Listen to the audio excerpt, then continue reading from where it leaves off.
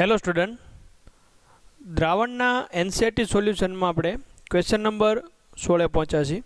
ત્યાંથી સ્ટાર્ટ કરીએ. તો 16મો પ્રશ્ન એવું કહે છે કે હેપ્ટેન અને ઓક્ટેન આ બે ઘટકો છે જેને મિશ્ર કરીને એક દ્રાવણ બનાવવામાં આવ્યું છે, જે આદર્શ દ્રાવણ છે. તેમાં 373 કેલ્વિન તાપમાને બંને પ્રવાહી ઘટકોના બાષ્પ દબાણ અનુક્રમે આપી દીધા છે અને તેનું દળ આપી દીધું છે. તો આ મિશ્રણનું ટોટલ કેટલું બાષ્પ દબાણ હશે તે જણાવવાનું છે. એટલે કે આપણે કુલ બાષ્પ દબાણ જણાવવાનું છે, જેમાં આપણે જો કોઈ એક સાઈડ લેવું હોય તો કે હેપ્ટેન માટે લઈ શકાય કે હેપ્ટેન એટલે C7H16 માટે, એની માટે અહીં ગણતરી કરી દઈએ. તો એની જે ગણતરી છે શું આવશે? તો એક તો આપણને તે આપ્યું છે તે દર્શાવી દઈએ. પહેલાં હેપ્ટેનનું વેઇટ, જેને હું W1 કહી દઉં, જે 26 ગ્રામ આપ્યું છે, અને તેનું દ્વારા ઉદ્ભવતું બાષ્પ દબાણ આપણને આપી દીધું છે, જે થશે P1 = 105.2 કિલો પાસ્કલ. ઓકે, એવી જ રીતે આપણે ઓક્ટેન વિશે આપી છે માહિતી કે ઓક્ટેન માટે C8H18, તો એની માટે આપણને જે આપ્યું છે કે એનું વેઇટને હું જો 2 નંબર આપી દઉં તો એ થશે 35 ગ્રામ, અને એના જે બાષ્પ દબાણ છે એને P2 કહી દઉં, તો ઇક્વલ ટુ જે આપ્યું છે આપણે 46.8 કિલો પાસ્કલ. હવે અહીંયા આપણે નોટ ડાઉન કરવાનું છે કે બંને પ્રવાહીના ઘટકોના બાષ્પ દબાણ અનુક્રમે કીધા છે. એટલે જે તે ઘટકના બાષ્પ દબાણ આપ્યા છે માટે તે શુદ્ધ સ્થિતિના બાષ્પ દબાણ થયા. અહીંયા એવું વર્ણન કરેલું નથી કે દ્રાવણના, તો શુદ્ધ સ્થિતિના ન થાય. માટે આ P1 નોટ અને P2 નોટ આપણને આપ્યા છે. એની ઉપરથી આપણે જે એક્ઝામ્પલની અંદર જરૂર પડશે કે પ્રશ્ન એવું કહે છે કે કુલ બાષ્પ દબાણ કેટલું હશે, તો કુલ બાષ્પ દબાણ દર્શાવી દે કે P ટોટલ = શું થાય? P1 નોટ ઇન્ટુ x1, જે આપણે થિયરીમાં શીખી ગયા છીએ, P2 નોટ ઇન્ટુ x2. હવે મારી આગળ P1 નોટ તો છે, P2 નોટ છે ને, તો x1 અને x2 નથી. તો x1 અને x2 મેળવવું હોય તો એ શું છે? મોલન છે ને. તો x1 = શું થશે? N1/N1 + N2. N1 એટલે કે ઘટક 1 મોલ મારે દર્શાવવાના છે. તો ઘટક 1 મોલ એટલે 26 ગ્રામ છે વેઇટ, અને તેનો મોલર વેઇટ જે હેપ્ટેન છે એનો મોલર વેઇટ થશે 100/26/100 પ્લસ N2 એટલે કે ઓક્ટેન છે ને. તો ઓક્ટેન દ્વારા પણ એના ઓક્ટેનમાંથી પણ મોલ જરૂર છે, તો એનો વેઇટ જે છે 35, અને એનો મોલર વેઇટ જે છે 114 થશે. માટે x1ની જે કિંમત છે, x1ની કિંમત તમે કેલ્ક્યુલેટ કરશો તો 0.458 મળશે, અને એની ઉપરથી x2 આપણે મેળવી શકીએ 1 - 0.458 = x2 જે છે મળશે 0.542. ઓકે, x1 મળી ગયું અને x2 મળી ગયું. તે બંને પદને અહીંયા મૂકી દઈએ તો કે P1 નોટ 105.2 એકમ નથી મૂકતા, જે એકમ છે તે જવાબનો ટોટલ પ્રેશર માંગ્યું છે એ જ એકમ બનશે, ઇન્ટુ x1 જે આપણને મળી ગયું 0.458 plus P2 not 46.8 into x2 0.542.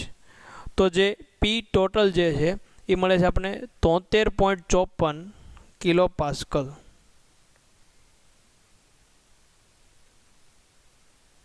જે થઈ જશે P ટોટલ.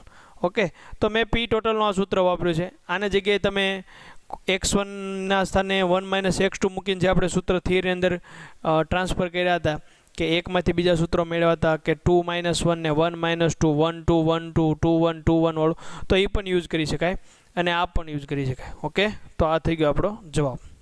નેક્સ્ટ ક્વેશ્ચન જોઈએ. પાણીનું બાષ્પ દબાણ 300 કેલ્વિન તાપમાને 12.3 કિલો પાસ્કલ છે. તેના અબાષ્પશીલ દ્રાવ્યના 1 મોલર દ્રાવણ માટે બાષ્પ દબાણ ગણો. એટલે કે દ્રાવણનું બાષ્પ દબાણ ગણવાનું છે. એટલે આપણે સોલ્યુશનનું બાષ્પ દબાણ એટલે કે PS મેળવવાનું છે. તે આપણે અહીં લખી નાખીએ એટલે ખ્યાલ આવે કે આપણે જે પ્રાપ્ત કરવાનું છે એની માટે કઈ વિગતની જરૂર પડશે. હવે આ એક્ઝામ્પલની અંદર આપણે સ્ટાર્ટમાં તો કીધું કે 300 કેલ્વિન તાપમાને, પણ આ સમગ્ર પ્રશ્નમાં તાપમાન ચેન્જ ક્યાંય આવતો નથી. માટે એને તમે જો તાપમાને ન દર્શાવો તો ચાલે. એનો અર્થ એવો કે તમારે એને ક્યાંય કન્સિડર કરવાનો કે કોઈ પણ રીતે મેળવવાનો નથી. જે આપ્યો છે એનું એ જ તાપમાન રહેશે. ઓકે, તો પાણીનું બાષ્પ દબાણ પણ આપી દીધું કેટલું, 300 કેલ્વિન તાપમાને. જો પાણીનું બાષ્પ દબાણ થયું તો એનો અર્થ એવો થયો કે શુદ્ધ સ્થિતિનું પાણી સ્થિતિમાં હોય ત્યારે એનું બાષ્પ દબાણ થયું કે જે છે 12.3 કિલો પાસ્કલ. ઓકે, અને તેમાં એક અબાષ્પશીલ, આ મહત્વનું છે, અબાષ્પશીલ દ્રાવ્ય. ઓકે, અબાષ્પશીલ દ્રાવ્યની મોલાલિટી આપી દીધી છે, જે આપી છે 1 મોલલ. દ્રાવણ માટે બાષ્પ દબાણ જણાવો. તો સૌપ્રથમ જ્યારે કોઈ અબાષ્પશીલ ઘટક ઉમેરવાનો હોય ત્યારે બાષ્પ દબાણમાં થતો સાપેક્ષ ઘટાડાનું સૂત્ર આપણે જોયું હતું કે બાષ્પ દબાણમાં થતો સાપેક્ષ ઘટાડો શું થશે, P0 minus PS upon P0 is equal to x2 થાય ને. કે x2 ના સ્થાને શું મૂકી શકું, N2 upon N1 plus N2. તો અહીંયા આપણે હવે બાષ્પ દબાણ મેળવવાનું કીધું છે, એટલે કે દ્રાવણનું, એટલે મેળવવાનું છે આપણે PS. તો સૌપ્રથમ જોવા જાઓ તો આપણને N2 અને N1 જરૂર છે, એટલે કે દ્રાવ્યના મોલ અને દ્રાવકના મોલની જરૂર છે અહીંયા.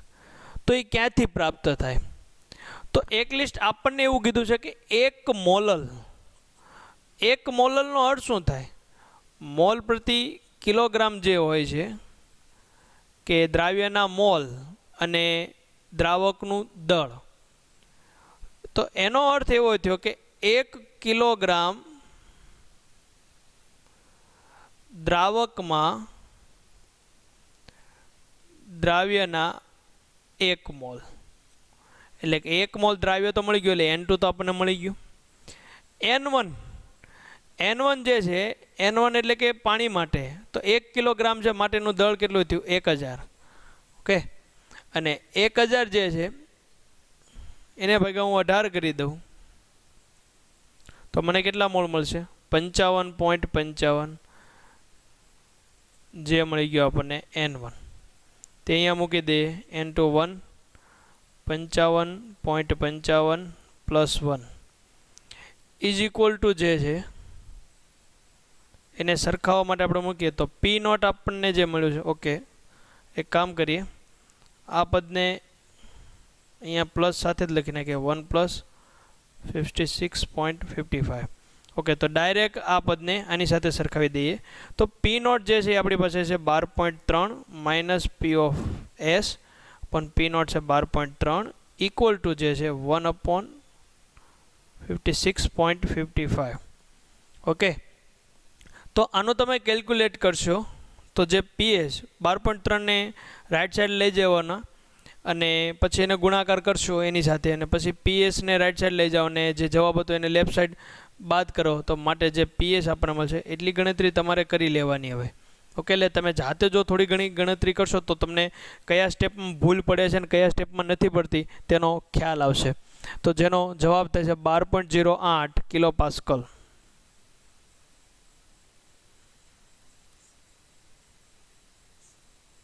ઓકે, નેક્સ્ટ ક્વેશ્ચન જોઈએ. અબાષ્પશીલ દ્રાવ્ય કે જેનું મોલર દળ આપી દીધું છે, જેને 114 ગ્રામ ઓક્ટેનમાં ઓગાળવામાં આવે તો બાષ્પ દબાણમાં 80% જેટલો ઘટાડો આવે છે. એટલે કે જો સ્ટાર્ટનું બાષ્પ દબાણ જો હું એમ કહું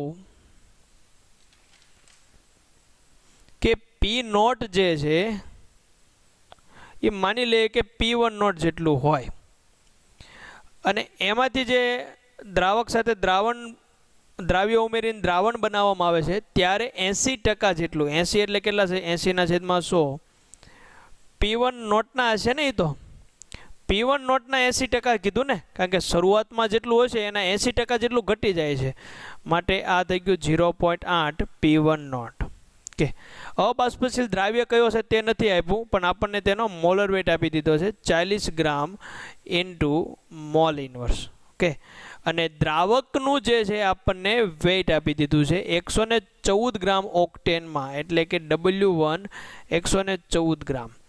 ઓક્ટેન એટલે દર્શાવી દે C8H18 માં ઓગાળવામાં આવે તો બાષ્પ દબાણમાં જેટલું ઘટી જાય છે. તો આપણે મેળવવાનું છે શું કે અબાષ્પશીલ દ્રાવ્યનું દળ મેળવો, માટે W2 મેળવવાનું થયું ને આપણે.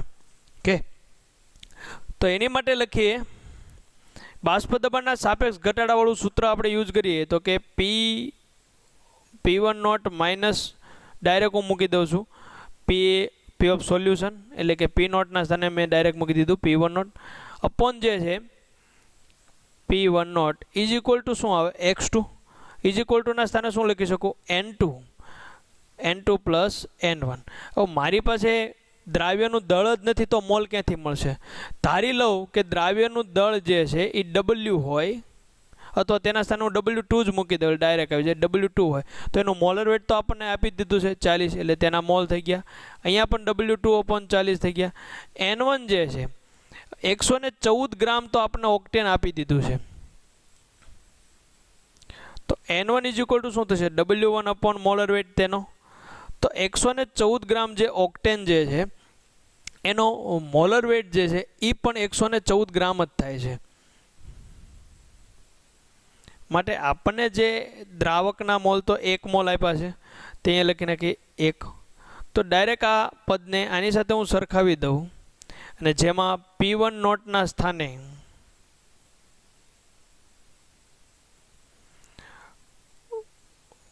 એટલે P નોટના સ્થાને તો આપણે P1 નોટ તો મૂકી દીધું. ઓકે, સોરી, કે ત્યાં આપણે મૂકી દઈએ P1 નોટ. P ઓફ સોલ્યુશનના સ્થાને હું મૂકી દઉં 0.8. આ ખાસ ધ્યાન રાખજો કે P1 નોટના 80% ઘટી જાય છે, તો 100%ને તો ધ્યાનમાં લેવું પડશે ને. તો 100% જે હતા એના જે ભાગ હતો એમાંથી 80%, માટે P1 નોટના 80%, એટલે કે 0.8 upon P1 not is equal to જે આપ્યું છે આપણને કે W2 જે છે અપોન 14 છેદમાં W2 પ્લસ, સાદુરૂપ લઈએ તો અહીંયા 40 આવે, છેદનો છેદ ક્યાં આવશે અંશમાં, માટે 40 વાળો ભાગ અહીંયાથી દૂર થશે. P1 not minus 0.8 P1 not એટલે કેટલું થયું 0.2 P1 not upon P1 not is equal to W2 upon W2 plus 40. જે P1 નોટ દૂર થશે અને 0.2 ગુણ્યા W2 પ્લસ 40 કરીએ ઇક્વલ ટુ, એટલે કે 0.2 કૌંસમાં W2 plus 40 is equal to W2. આમાંથી તમે W2 મેળવી શકો આસાનીથી. તો W2 જે છે એ આપણને મળશે 10 ગ્રામ, એટલે કે અબાષ્પશીલ દ્રાવ્યનું દળ જે છે એ 10 ગ્રામ થશે. ઓકે, નેક્સ્ટ ક્વેશ્ચન જોઈએ. આ પ્રશ્ન ખૂબ જ મહત્વનો છે. ક્વેશ્ચન જો શું કહે છે કે 90 ગ્રામ પાણીમાં 30 ગ્રામ અબાષ્પશીલ દ્રાવ્ય ધરાવતા દ્રાવણનું 298 કેલ્વિન તાપમાને બાષ્પ દબાણ 2.8 કિલો પાસ્કલ છે, અને આગળ જતાં 18 ગ્રામ પાણી દ્રાવણમાં ઉમેરવામાં આવે છે. એટલે અહીંયા બે પરિસ્થિતિ થઈ. પ્રથમ પરિસ્થિતિ જે છે એની અંદર આપણને 298 કેલ્વિન તાપમાન છે, ને દ્વિતીય પરિસ્થિતિ બંનેમાં તાપમાન તો સમાન જ છે, એટલે કે તાપમાન બદલાતા નથી, પરંતુ પાણીનું પ્રમાણ બદલાય છે. સ્ટાર્ટમાં જે પાણી હતું 90 ગ્રામ હતું, હવે એમાં 18 ગ્રામ ઉમેરી દીધું, એટલે 90 ગ્રામ તો હતું જ તે, પ્લસ 18 ગ્રામ ઉમેર્યું ને, માટે પાણી બદલાય છે, જે 108 ગ્રામ થયું. એટલે પાણીનું જે વેઇટ હતું એ બદલાણું. તો જો પાણીનું દ્રાવક બદલાશે એટલે બાષ્પ દબાણમાં પણ ફેરફાર આવવાનો. શું કામ?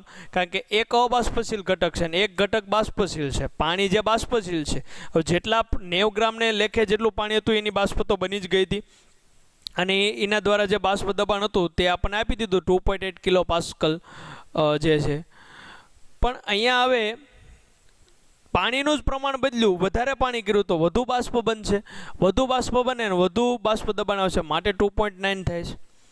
તો આ તમામ પરિસ્થિતિની અંદર જે અબાષ્પશીલ દ્રાવ્ય આપણે ઉમેર્યો છે તેનું મોલર વેઇટ મારે મેળવવાનું છે અને પાણીનું બાષ્પ દબાણ શુદ્ધ સ્થિતિએ કેટલું હશે તે મેળવવાનું, એટલે કે પી નોટ. એટલે કે આપણે એક મેળવવાનું થશે મોલર વેઇટ અને એક મેળવવાનું થશે પી નોટ. ઓકે, તો બંને પરિસ્થિતિમાંથી આપણે એને ક્રમ આપી દઈએ કે પ્રથમ પરિસ્થિતિ જે હતી તેમાં W1 એટલે કે પાણીનું જે વેટ છે એ 90 ગ્રામ હતું અને તે વખતે અબાષ્પશીલ ઘટક એટલે કે W2 જે છે 30 ગ્રામ હતું. જે આપણને ખબર નથી કે કયો ઘટક છે માટે એને W2 કહી દઈએ. ત્યારે જે દ્રાવણનું બાષ્પ દબાણ હતું એ આપણી પાસે હતું 2.8 કિલો પાસ્કલ. હવે આ પરિસ્થિતિ ચેન્જ થાય છે અને એની અંદર પાણી જે છે એનું પ્રમાણ વધે છે માટે કે W1 ડેશ જે 90 ગ્રામ હતું એમાં આપણે પાણી ઉમેરી દઈએ 18 ગ્રામ માટે એ જે થાય છે 108 ગ્રામ થાય છે. ઓકે, આ બદલાઈ ગયું, નવું પાણીનું પ્રમાણ આવી ગયું. ત્યારે W2 તો સેમ જ છે 30 ગ્રામ, એને તો કોઈ ચેન્જીસ કરવાનો જ નથી માટે તેને ડેશ લખવાની જરૂર નથી, પણ W1 ને આપણે W1 ડેશ લખ્યું કારણ કે શું કામ કે ચેન્જ થાય છે. એટલે ત્યારે દ્રાવણનું જે બાષ્પ દબાણ છે એ પણ બદલાય છે એટલે ત્યાં ડેશ લખીને કહે તો 2.9 કિલો પાસ્કલ. આટલી પરિસ્થિતિ જે આપણને આપી છે. હવે આ તમામ પરિસ્થિતિ ઉપરથી આપણે દર્શાવવાનું છે કે દ્રાવ્યનું મોલર દળ શું હશે અને પાણીનું બાષ્પ દબાણ કેટલું હશે. ઓકે, તો સૌપ્રથમ આપણે જોઈએ તો કે હું બાષ્પ દબાણમાં થતો સાપેક્ષ ઘટાડાનું સૂત્ર પ્રથમ પરિસ્થિતિ માટે હું મૂકી દઉં. જેમાં પ્રથમ પરિસ્થિતિ માટે આપણે મૂકીએ તો કે P naught minus PS upon P not is equal to શું આવે x2. યાદ રાખજો હું આ પ્રથમ પરિસ્થિતિ માટે મૂકું છું. તો આને અલગ જ કરીને કારણ કે એની ગણતરી આપણે પછી જ કરશું. x2 ઇઝ ઇક્વલ ટુ શું થશે n2 અને n2 પ્લસ n1. ઓકે, હવે મારે બંને ઘટકના મોલ જોશે તો P1 નોટ જે છે n2 જે છે. ઓકે, પહેલાં n2 મેળવી લે. n2 એટલે કે દ્રાવ્યના મોલ. દ્રાવ્યના મોલમાં મને મોલર દળ તો ખબર નથી પણ વેઇટ આપ્યું છે માટે હું એ લખી શકું કે 30 અપોન મોલર વેઇટના સ્થાને હું છેદમાં 30 અપોન m તો એના મોલ આવી જ ગયા. હવે દ્રાવકના મોલ કેટલા થાય 90 અપોન 18 પાણી છે માટે તો એના મોલ થશે 5. તો અહીંયા મૂકી દઈએ 5 એટલે કે પી નોટ જે આપણને ખબર નથી તે પણ આપણે મેળવવાનું છે. યાદ રાખજો પી નોટ ન મૂકી દેતા તો P naught minus PS 2.8 upon P not is equal to શું થયું કે 30 અપોન અહીંયા એમને હું સાદુરૂપ સ્વરૂપે લઈ જાઉં તો 30 પ્લસ 5m આવશે અને છેદનો છેદ અંશમાં આવે છે અંશવાળા એમવાળા ભાગ સાથે ઉડી જશે. તો આ એક પરિસ્થિતિ આપણને મળી ગઈ જેમાં આપણને એમ વાળું પદ છે અને પી નોટ વાળું પદ અજ્ઞાત છે. P1 નોટ ને P1 નોટના છેદમાં મૂકું તો P1 not upon P1 not minus 2.8 upon P not is equal to 30 upon 30 plus 5m. તો P1 નોટ P1 જતા રહે માટે તે સ્થાને આપણે ડાયરેક્ટ પણ લખી શકીએ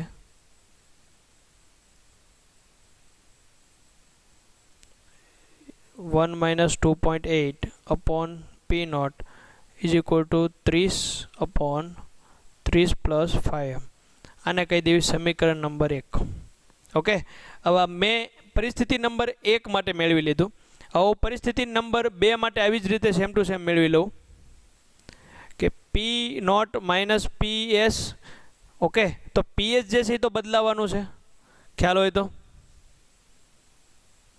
જેમાં આપણે PS ને PS ડેશ કહી દીધું હતું upon P not is equal to x2 જે છે એના સાથે n2 upon n2 plus n1 dash આવશે ને કારણ કે પાણીનું વેઇટ બદલાય છે માટે.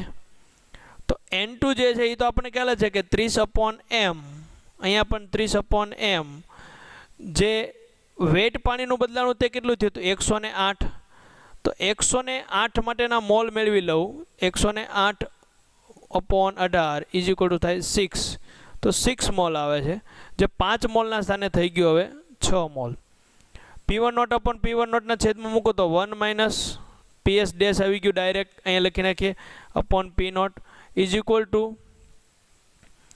30 અપોન 30 પ્લસ 6m. ઓકે, જેમ આગળના સ્ટેપમાં આપણે ગણતરી કરી હતી તે જ રીતે 1 માઇનસ PS ડેશ કેટલું છે 2.9, તો 2.9 upon P not is equal to 30 upon 30 plus 6m. Okay, તો આ સમીકરણ નંબર જે છે અહીંયા જે 1 મળ્યું તો એવી જ રીતે અહીંયા આપણને સમીકરણ નંબર 2 મળે છે. હવે અહીંયા હજી આપણે થોડુંક મોડિફાય કરી દઈએ. 1 માઇનસ 2.8 અપોન P1 નોટ છે એમાં જે 30 અપોન 30 પ્લસ 5m વાળો જે છે એને લેફ્ટ સાઈડ લાવવું તો હું એક પદ મેળવવા માગું છું. તમે એ ચેન્જ કરશો તો ડાયરેક્ટ તમને એવું પદ મળી શકે કે 5m upon 30 plus 5m is equal to 2.8 P નોટ. ઓકે, આ પદ મળશે, તેને આપણે સમીકરણ નંબર 1 કહીએ. એ રીતે અહીંયા ચેન્જ કરવું એટલે તમને આગળનું પદ પણ ખ્યાલ આવી જશે કે 2.9 upon P not is equal to 1 minus 30 upon 30 plus 6m. Okay, તો અહીંયા આપણને મળશે 2.9 upon P not is equal to 6m upon 30 plus 6m, જેને કહી દઈએ આપણે સમીકરણ નંબર 2. બે સમીકરણ આપણી પાસે છે, એક 5m વાળું અને એક 6m વાળું. જો હું આ સમીકરણની અંદર એક કામ કરીએ કે સમીકરણ નંબર 1 માંથી સમીકરણ નંબર 2 ને ગુણોત્તર સ્વરૂપે લઈએ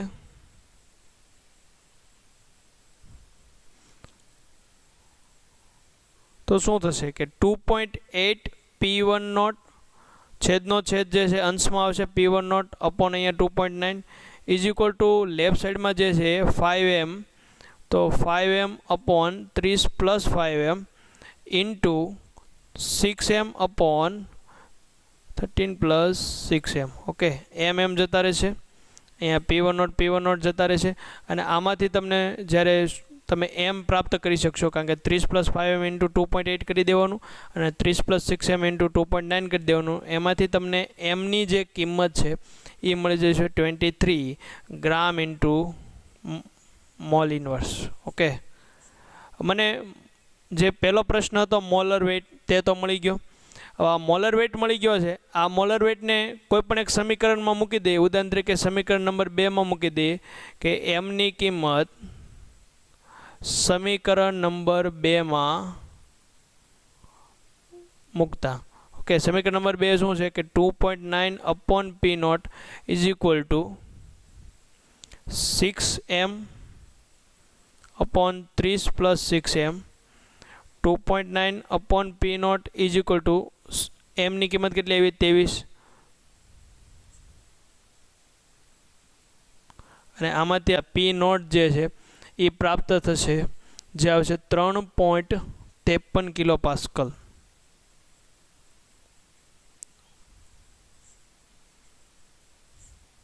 ઓકે, તો સ્ટાર્ટથી તમને જે આપ્યું છે તે સમજી લેવાનું કે બે પરિસ્થિતિ આપી છે, બંનેને અલગ અલગ રીતે પહેલાં દર્શાવી દેવાની. બે સમીકરણ પ્રાપ્ત કર્યા અને એ બંને સમીકરણનો ગુણોત્તર લીધો. એ ગુણોત્તરમાંથી આપણને mની કિંમત મળી ગઈ અને આ mની કિંમતનો ઉપયોગ આપણે સમીકરણ નંબર 2માં મૂક્યો જેથી આપણને પાણીનું બાષ્પ દબાણ પ્રાપ્ત થઈ ગયું. ઓકે, તો નેક્સ્ટ ક્વેશ્ચન જોઈએ. ખાંડના 5% દ્રાવણનું ઠાર બિંદુ 271 કેલ્વિન છે. શુદ્ધ પાણીનું ઠાર બિંદુ 273.15 કેલ્વિન હોય તો પાણીમાં 5% ગ્લુકોઝ ધરાવતા દ્રાવણનું ઠાર બિંદુ ગણો. એટલે આ જે એક્ઝામ્પલ છે તમને એવું કહે છે કે કોઈ એક પાત્ર છે જેની અંદર આપણે દ્રાવક તરીકે પાણી લીધેલ છે. આ પાણીની અંદર ખાંડ ઉમેરી છે જેનું પ્રમાણ 5% છે. 5%નો અર્થ શું થાય તો 5 ગ્રામ ખાંડ થઈ અને 95 ગ્રામ પાણી થઈ ગયું. આ ખાસ જોઈ લેવાનું કારણ કે W/W આપ્યું છે માટે. હવે આ જે પરિસ્થિતિ હતી ત્યારે એનું ઠાર બિંદુ જે છે દ્રાવણનું ઠાર બિંદુ આપણને અહીંયા આપી દીધું છે કે 271 કેલ્વિન છે અને જો શુદ્ધ પાણીનું ઠાર બિંદુ છે 273.15 કેલ્વિન હોય તો પાણીની અંદર જો હું ખાંડના સ્થાને ગ્લુકોઝ એડ કરું તો શું ફેરફાર આવે. ઓકે, તો ફર્સ્ટ ઓફ ઓલ જે છે આપણે ખાંડ માટેની ગણતરી કરી દઈએ. તો ખાંડ માટે જો હું ઠાર બિંદુનું અવનયનવાળું સૂત્ર મૂકું તો કે delta TF is equal two I into KF into small m. I જે છે એ અહીંયા કીધું છે, તો અહીંયા આપણને આઈની તો કોઈ વિગત આપી નથી, માટે યાદ રાખવાનું છે કે I જે છે એ ગ્લુકોઝ હોય કે ખાંડ હોય એની માટે હંમેશા એક જ હોય છે, એનું સુયોજન કે વિયોજન થતું હોતું નથી. ઓકે, માટે તેને અહીંયા એક વડે જ દર્શાવી દઈએ. KFની કિંમત જે છે એ આપણને તો અહીંયા આપી નથી, તો KF એમ નામ, સ્મોલ m મોલાલિટી તેના સ્થાને મૂકી દો W2 into 1000 upon molar wet જે છે M2 ઇન્ટુ W1. અહીંયા ડેલ્ટા TF થતો ફેરફાર, તો થતો ફેરફાર કેટલો છે 273.15 જેટલું શુદ્ધ સ્થિતિમાં હતું અને 271 જે છે દ્રાવણનું થયું. તો યાદ હોય તો કે delta TF is equal to શું આવે કે શુદ્ધ સ્થિતિનું ઠાર બિંદુ 273.15 માઇનસ દ્રાવણનું ઠાર બિંદુ, કારણ કે ઘટાડો થાય છે ને તો પહેલાં શુદ્ધ સ્થિતિનું લેવું પડશે, એટલે કે એ જે આવશે એ આવશે 2.15 કેલ્વિન. તેને અહીંયા મૂકી દે 2.15, સોરી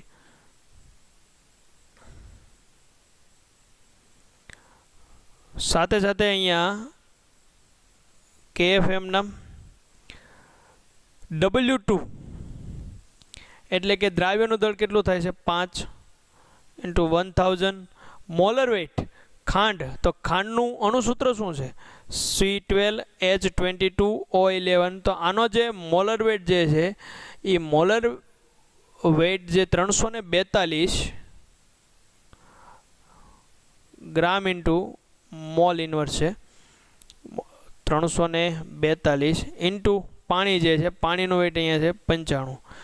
આમાં તમે KF મેળવી શકશો. તો KFની કિંમત આની માટે જે છે આવશે 13.96 kelvin into kilogram into mole inverse. એટલે KFની કિંમત મેં અહીંથી મેળવી દીધી પાણી માટે.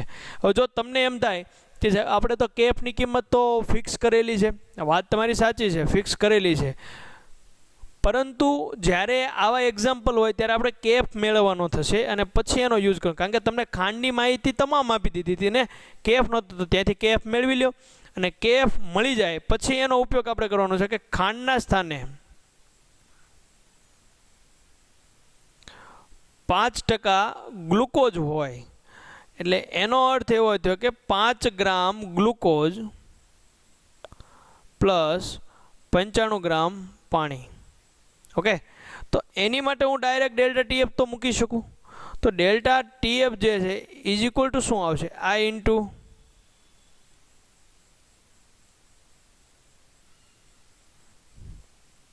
KF into small m. એટલે કે ડેલ્ટા TF જે આના ઉપરથી તમે મેળવો તો I તો એક, KFની કિંમત આપણે અહીંથી મેળવી 13.96. તમને એમ થાય કે સાહેબ દ્રાવણ તો બદલાય છે તો KFની કિંમત શું કામ? યાદ રાખવાનું છે કે KFની કિંમત હંમેશા દ્રાવકની જ હોય.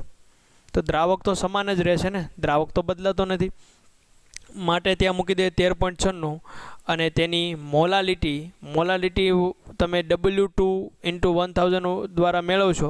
ગ્લુકોઝ જે છે એનું અણુસૂત્ર 180, તો એની ઉપરથી જે એની મોલાલિટી જે આવશે 0.292 આવશે. ઓકે, એટલી ગણતરી તમે કરી લેજો. માટે અહીંયા ડેલ્ટા TF જે છે એ આવશે 4 kelvin. Delta TF is equal to શું થાય? શુદ્ધ સ્થિતિનું ઠાર બિંદુ માઇનસ દ્રાવણનું ઠાર બિંદુ ને ઇઝ ઇક્વલ ટુ 4. તો મારે શુદ્ધ સ્થિતિનું જોવે છે તો TF is equal two T0F minus 4.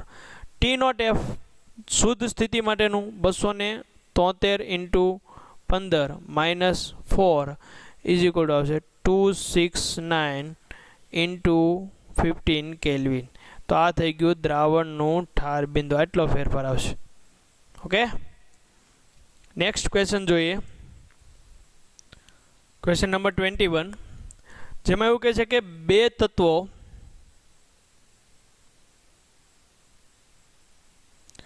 એ અને બી, AB2 અને AB4 સૂત્ર ધરાવતા સંયોજનો બનાવે છે. ઓકે, તેમણે 20 ગ્રામ બેન્ઝીનમાં ઓગાળતા AB2 નો 1 ગ્રામ ઠાર બિંદુમાં 2.3 કેલ્વિનનો ઘટાડો કરે છે, જ્યારે AB4 1 ગ્રામ જેટલું ઉમેરીએ તો 1.3 કેલ્વિન જેટલો ઘટાડો કરે છે. તો બેન્ઝીનનો મોલર અવનયન અચળાંક આપણને આપી દીધો છે. બેન્ઝીનનો મોલર અવનયન માટે KFની કિંમત આપણને આપી દીધી 5.1 kelvin into kilogram into mall inverse. તો એ ઘટક અને બી ઘટકના પરમાણ્વીય દળ આપણે મેળવવાના છે. હવે ઘટક એ કયો છે, ઘટક બી કયો છે એ તો કીધું નથી, પણ એના સંયોજન આપણને આપી દીધા ને. એક ઘટક AB2 સંયોજન, AB2 એક સંયોજન છે ને એક AB4 સંયોજન છે. તો આપણે એક કામ કરીએ, બંનેને ડિવાઈડ કરી દઈએ બે પરિસ્થિતિમાં. એક પરિસ્થિતિ જે એવું કહે છે કે પાત્રની અંદર બેન્ઝીન છે જેનું દળ છે 20 ગ્રામ. ઓકે, તેની અંદર હું AB2 ઉમેરી દઉં.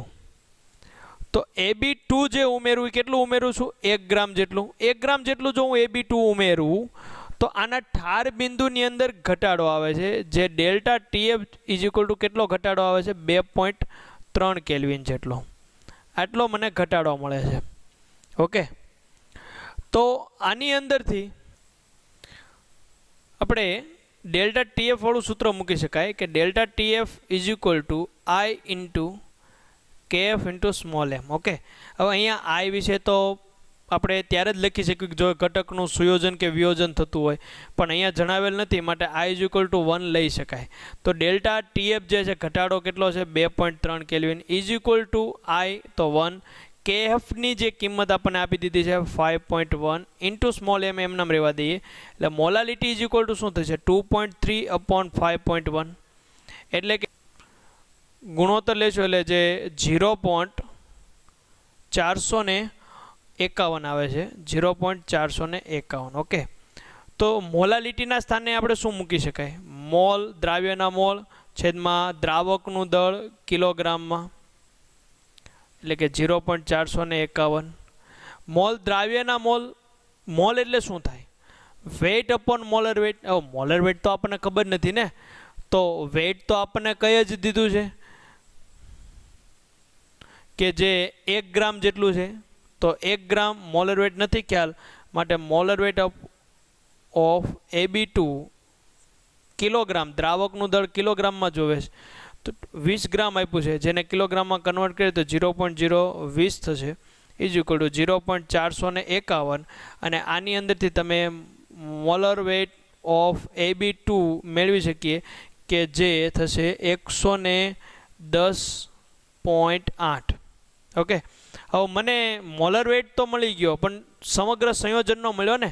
પણ આપણો ક્વેશ્ચન તો ઘટકના પરમાણ્વીય દળ મેળવવાનો છે, એટલે કે એનું દળ કેટલું, બીનું દળ કેટલું એ મેળવવાનું છે ને. તો અહીંયા આપણે એવું લખી શકીએ કે જો હું એનું પરમાણ્વીય દળ x ધારી લઉં અને બીનું પરમાણ્વીય દળ y ધારી લઉં, તો અહીંયા એવું લખી શકાય ને કે એક A છે, માટે એક A હોય તો એનું પરમાણ્વીય દળ x થયું, અને B2 એટલે બીનું પ્રમાણ 2 છે, માટે 2y ઇઝ ઇક્વલ ટુ 110.8 એટલું થયું ને, જેને સમીકરણ નંબર 1 કહી દઈએ. ઓકે, બીજી પરિસ્થિતિ જે છે એ એવું કહે છે કે આ જે પાત્ર છે એવી જ રીતે એક પાત્રની અંદર હું બેન્ઝીન લઉં છું, જેનો વેઇટ પણ 20 ગ્રામ જ છે, અને એની અંદર હું AB2 ના સ્થાને AB4 સંયોજન ઉમેરું છું, અને જેનું પ્રમાણ પણ 1 ગ્રામ જેટલું જ છે ને, 1 ગ્રામ જેટલું જ ઉમેરું છું. ત્યારે તેનો ઠાર બિંદુમાં જે ઘટાડો છે 1.3 કેલ્વિન નોંધાય છે, એટલે કે delta TF is equal two 1.3 kelvin. Okay, તો ડેલ્ટા TF ના સ્થાને આપણે તેનું સૂત્ર મૂકી દઈએ કે I into KF into small m is equal two 1.3. I તો અહીંયા આપણને ખ્યાલ નથી, માટે 1 લઈ લઈશું. તો કેએફની કિંમત જે આપણને આપી દીધી છે 5.1 ઇન્ટુ એમ, મોલારિટી બીજી વખત લાઈન ડેશ લખું, એમ ડેશ ઇઝ ઇક્વલ ટુ 1.3. તો એમ ડેશ ઇઝ ઇક્વલ ટુ શું આવશે 1.3 અપોન 5.1 જે આવશે 0.255. એમ ડેશ એટલે કે મોલ અપોન કિલોગ્રામ જેનો એકમ છે એની ઉપરથી. તો મોલ કોના? દ્રાવ્યના. દ્રાવ્યનું દળ કેટલું થશે? 1 ગ્રામ આપ્યું છે તો માટે 1 અપોન તેના મોલર વેટ આપણને ખ્યાલ નથી માટે AB4 મૂકી દઈએ મોલર વેટ અપોન દ્રાવકનું દર કિલોગ્રામમાં 20 ગ્રામ બેન્ઝીન છે જેને કિલોગ્રામમાં કન્વર્ટ કરી દઈએ તો 0.020 થશે ઇઝ ઇક્વલ ટુ 0.255. અહીંયાથી આપણને મોલર વેટ મળી જશે AB4 નો જે એનો મોલર વેટ આવશે 196. હવે અહીંયા આપણે આગળ જે ધાર્યું હતું x અને y એવી રીતે અહીંયા પણ લખી શકીએ ને કે x વત્તા 4y આવશે ને. અહીંયા AB2 એટલે 2y હતા, અહીંયા AB4 B4 છે એટલે માટે 4y ઇઝ ઇક્વલ ટુ 196 જેને કહી દઉં સમીકરણ નંબર 2. અહીંયા બે સમીકરણ આપણને મળ્યા 1 અને 2. સમીકરણ નંબર 2 માંથી સમીકરણ નંબર 1 ને બાદ કરતા એટલે કે x plus 4y minus x plus 2y is equal two 196 minus 110.8. Okay, x તો જતા રહેવાના, 4y માઇનસ 2y એટલે 2y આવશે ઇઝ ઇક્વલ ટુ જે છે એ મળશે 85.2. તો y ઇઝ ઇક્વલ ટુ આપણને મળશે 42.6. ઓકે, જો y ની કિંમત મળી ગઈ તો y ની કિંમત કોઈ પણ સમીકરણમાં મૂકી દો. તો સમીકરણમાં મૂકશો એટલે x ની કિંમત આપણને મળશે 25.6 જે આપણો જવાબ થયો. એટલે આ બંને આપણા જવાબ છે. ઓકે, તો આ રીતે લખી શકાય કે બંને પરિસ્થિતિને મેં ધ્યાનમાં લીધી. હવે મોલર વેટ તો ખ્યાલ નહોતો તો ધારી લીધો, મોલર વેટ મળી ગયો અને ઘટકનો મોલર વેટ મળ્યો એમાં ધારે પરમાણુએ દળ ધારી લીધું x અને y તેને અનુરૂપ મૂકી દીધું અને સમીકરણ પ્રાપ્ત થયા. સમીકરણ ઉપરથી આપણે તેની કિંમત મેળવી લીધી. ઓકે,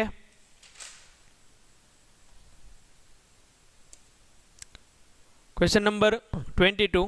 300 કેલ્વિન તાપમાને 36 ગ્રામ ગ્લુકોઝ ધરાવતા તેના દ્રાવણનું અભિસરણ દબાણ 4.98 બાર છે.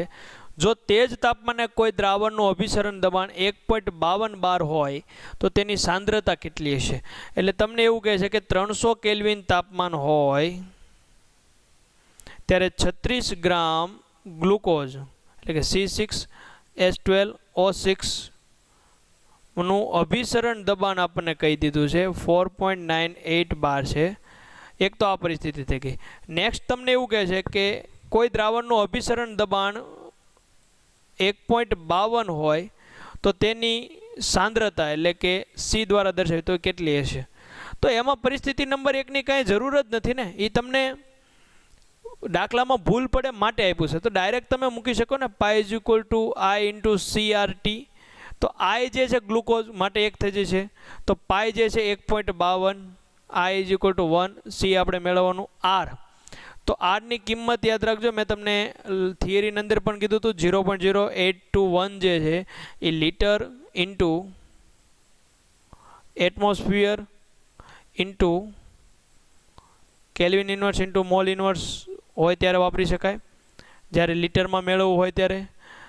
પછી R જે છે 0.083 જે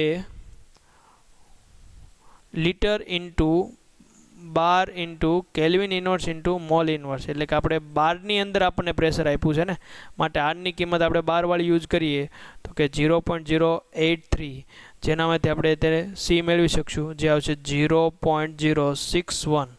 C એટલે સાંદ્રતા માટે એનો એકમ થશે mall into litre inverse. Okay, તો આપણો જવાબ થઈ ગયો. તો આ લેક્ચરની અંદર આપણે 16 થી 22 ક્વેશ્ચન જોયા જે તમામ દાખલા સ્વરૂપમાં છે. ઓકે, જેની માટે સૂત્ર આપણને યાદ હોવા જરૂરી છે. બ્યુટીફુલ લાઇન સાથે આપણે લેક્ચરને સમાપ્ત કરશું, જેમાં એવું કહે છે કે ઓલવેઝ નથી, old ways won't open new doors. એટલે એવું કહે છે કે જે તમારી જૂની પદ્ધતિ છે એ ક્યારેય નવા રસ્તા ઓપન નહીં કરે. ઉદાહરણ તરીકે જો તમે ધોરણ 10માં જે મહેનત કરી છે અને તેનાથી તમે જે રિઝલ્ટ મેળવ્યું છે એ ધોરણ 10માં જેટલું રિઝલ્ટ આવ્યું હતું એવું જ રિઝલ્ટ આવશે. તો તમારે જો પર્સન્ટેજ વધારવા છે તો તમારે રીત બદલવી પડશે, તમારે તમારી પેટર્ન બદલવી પડશે. જો તમે પેટર્ન તમારી નહીં બદલો, તમારે કામ કરવાની પ્રવૃત્તિની જે રીત છે, કાર્ય કરવાની જે તમારી રીત છે એ નહીં બદલો, તો તમને જે પરિણામ અત્યાર સુધી મળતું હતું એ જ મળશે. ઉદાહરણ તરીકે હું સિમ્પલ કહું કે માની લ્યો કે કોઈ એક પદાર્થ છે, મારે એને ધક્કો મારવો છે. હવે હું જેટલા બળથી ધક્કો મારું છું અને એ બળનું જે એની ઉપર અસર થાય છે, જેટલું ઉદાહરણ તરીકે આપણે ધારી લઈએ કે એ 1 ફૂટ જેટલું ખસે છે, હું ધક્કો મારું છું તે 1 ફૂટ જેટલું ખસે છે.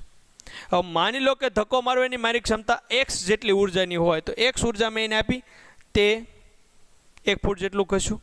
પાછી x ઉર્જા આપી, પાછું તે 1 ફૂટ જેટલું ખસ્યું. જો મારે એને 1 ફૂટ કરતાં વધારે ખસાવવું હોય તો મારી આ ઉર્જાને મારે ચેન્જ કરવી પડશે. એટલે કે તમારે જો નવા પરિણામ મેળવવા હોય, નવા કોઈ પર્સન્ટેજના આંકડા પ્રાપ્ત કરવા હોય, વધુ ઊંચાઈએ પહોંચવું હોય તો તમારી જૂની પદ્ધતિ ક્યારેય તમને નવી જગ્યાએ નહીં લઈ જાય. તેની અંદર થોડુંક મોડિફાય કરવું પડશે, જરૂરિયાત મુજબ ઉમેરવું પડશે, જે પણ જરૂરી છે એવા ફેરફાર લાવવા પડશે, જે તમને તમારા ધારેલા પરિણામ કે જે તમે લાસ્ટ કરતાં ઊંચું ધાર્યું છે ત્યાં સુધી પહોંચાડશે. એટલે જ અહીંયા કીધું છે કે old ways won't open new door. જૂની રીત ક્યારેય નવા દરવાજા ખોલતી નથી. ઓકે.